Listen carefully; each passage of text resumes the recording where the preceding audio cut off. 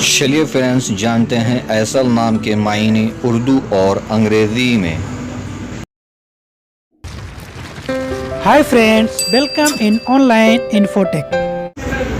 ऐसल इस नाम का शुमार लड़कियों के नामों में होता है। यह नाम 4 हुर्फ और एक लफ्ज़ पर मुश्तमल है।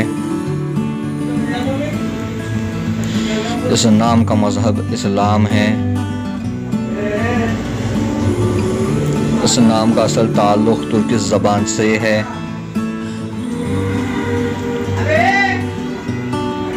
इस नाम के अफराद के लिए खुशकिस्मत नंबर 8 माना जाता है।